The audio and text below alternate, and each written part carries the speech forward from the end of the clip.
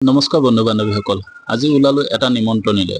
এওঁলোকৰ ঘৰৰে নিমন্ত্ৰণ। এওঁ ছোৱালী এবছৰীয়া জন্মদিন পাতিছে, তালৈকে বুলি ওলালো। সোমাই দেখোন তেওঁ নেমু চৰবত লৈ ৰখি আছে আমালৈ বুলি।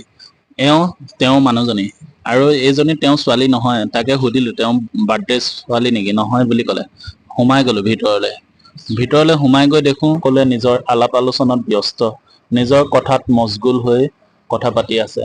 আমি ইয়াত নবহি ডাইৰেক্ট ভিতৰলৈ বুলি ক'লো। খন্তেক সময় বিৰতিৰ পিছতে ছোৱালীজনীৰ জন্মদিনৰ বাবে কেকটো অনা হ'ল। কেকটো কাটিবলৈ ল'লে। কেকটো কাটোতে সকলোৱে তেওঁক একাজলিকৈ আশীৰ্বাদ দিলে, আৰু আপোনালোকে একাজলিকৈ আশীৰ্বাদ দিব, যাতে ছোৱালীজনীৰ ভৱিষ্যতটো উজ্জ্বল আৰু সুস্বাস্থ্যৱতী, দীৰ্ঘায়ু, চিৰঞ্জীৱী হয়।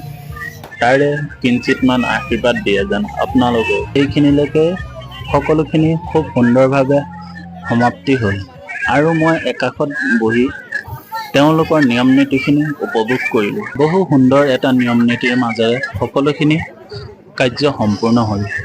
খুব এটা উৎসাহমুখৰ পৰিৱেশৰ মাজেৰে সময়খিনি পাৰ হ'ল। তেতিয়া সময় হ'ল প্ৰায় 9:30 মান বাজিছিল, আৰু লাহে লাহে মানুহৰ ক্ৰমান্বয়ে ভিৰটো বাঢ়ি মানুহৰ ভিৰ দেখি মই বাহিৰৰ পৰা ভিতৰলৈ বুলি সোমাই আহিলোঁ। সকলোখিনি নিজৰ নিজৰ কথাত, নিজৰ আলাপ আলোচনাত সকলো ব্যস্ত।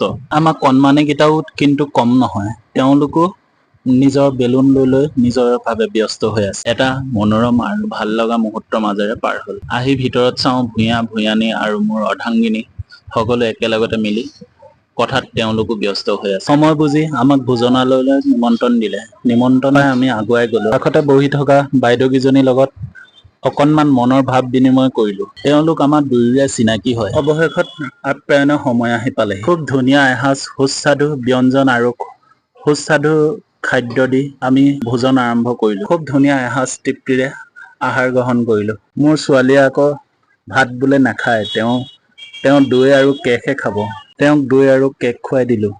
বাৰ্থডেত যদি কেক নিদিয়ে তেওঁ তেতিয়া কয় বাৰ্থডে নহয়, অন্য কিবা অনুষ্ঠানহে আছিল, ঘৰত গৈ সেইবুলি কয়।